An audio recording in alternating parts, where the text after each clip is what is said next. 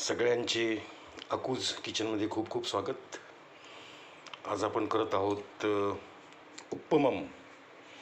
बघताय तुम्ही, मी जवळपास 1.5 वाटी रवा घेतलेला आहे या पॅनमध्ये भाजण्यासाठी. आणि सोबत आपली काही सामान, म्हणजे आपण त्यात जे काही आपल्याला ॲड करायचं आहे ते म्हणजे कांदा, कढीपत्ता आहे, कोथिंबीर आहे, शेंगादाणे आहेत, मिरची आहे, लसूण आहे आणि थोडं खोबरं देखील आपण घेतलेलं आहे. तर चला आधी आपण हा रवा जो आहे तो चांगला मंद आचेवर छान आपण भाजून घेऊया. बघत राहा अकूज किचन. फ्रेंड्स, आपला रवा आता छान भाजलेला आहे. तर ह्याला आपण या रव्याला आता एका दुसऱ्या प्लेटमध्ये काढून घेऊ आणि याच पॅनमध्ये आपण लगेच फोडणी करून घेणार आहोत. बघत राहा अकूज किचन. मस्त खा आणि स्वस्त राहा आणि बघत राहा अकूज किचन. फ्रेंड्स, मी भाजलेला रवा या प्लेटमध्ये काढलेला आहे आणि त्याच पॅनमध्ये मी आता तेल घेतलेलं आहे. आपण लगेच आता जिरा मोहरीची फोडणी करून घेऊया.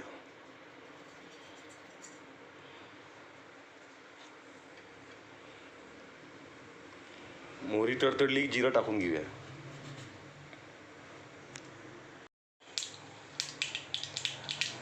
मोहरी तडतडती आहे,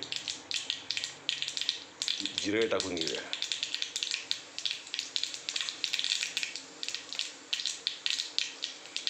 हे सगळं आपल्याला मंद आचेवरच करायचं आहे.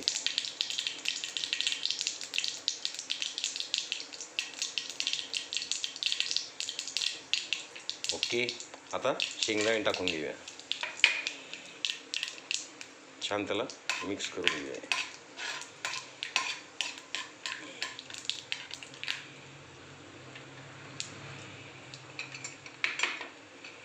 कढीपत्ता,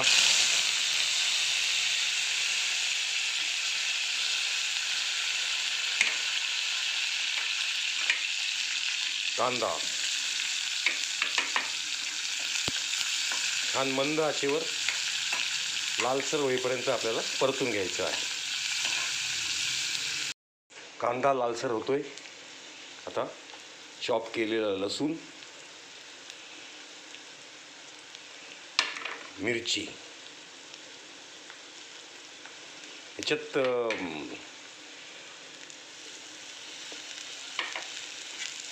टोमॅटो पण टाकतात, पण मी आज टोमॅटो नाही टाकले ह्याच्यात. ह्याला उपमा म्हणतात महाराष्ट्रात आणि कर्नाटक भागात उपमम. हा थोडासा सैल असतो, असा लिक्विड फॉर्ममध्ये थोडा जास्त असतो. त्याच्यात आपण पाणी जास्त वापरणार आहे.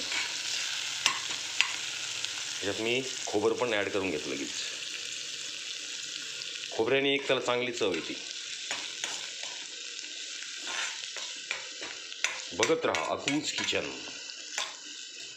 मस्त खा आणि स्वस्त राहा.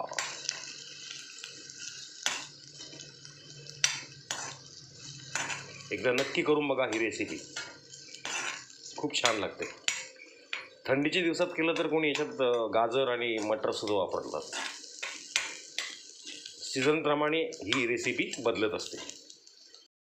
फ्रेंड्स, बघताय आपलं मसाला जे आहे ते आता चांगलं फ्राय झालेलं आहे.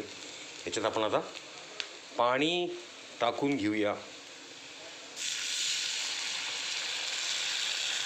जसं ज्यांना वापरायचं आहे तेवढं जास्त पाणी आपण याच्यात वापरू शकतो.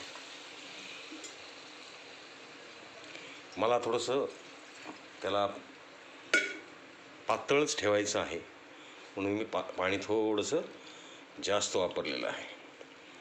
लगेच चवीपुरतं मीठ ह्याच्यात आपल्याला टाकून घ्यायचं आहे आणि उकळी आली की आपण मग ह्याच्यात आपला भाजलेला रवा टाकून घेऊया.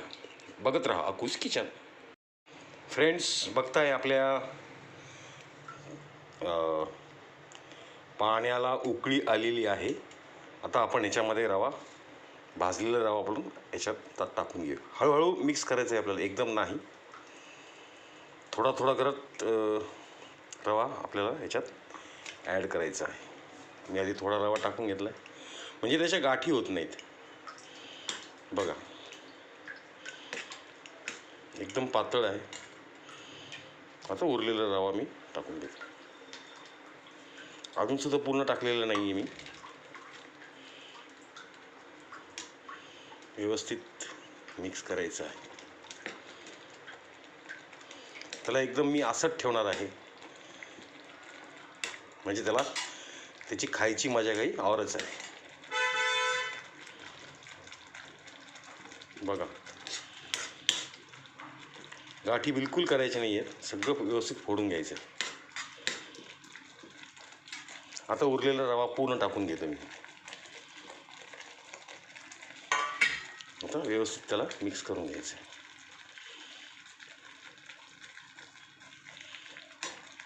वाह मस्त. बघत राहा अकूज किचन.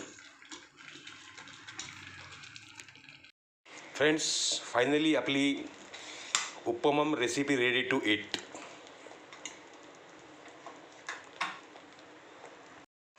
बघताय फ्रेंड्स, एकदम छान अशी रेसिपी उपमम. एकदम असट आहे, ढिल्ली म्हणजे खूप सैल आहे, एकदम घट्ट नाही आहे उपम्यासारखी पारंपरिक. तर एकदा नक्की करून बघा, नाही तर सरळ माझ्या घरी या, आपण मिळून या गरमागरम उपममचा आस्वाद घेऊया. नक्की आम्ही आपली वाट बघतोय.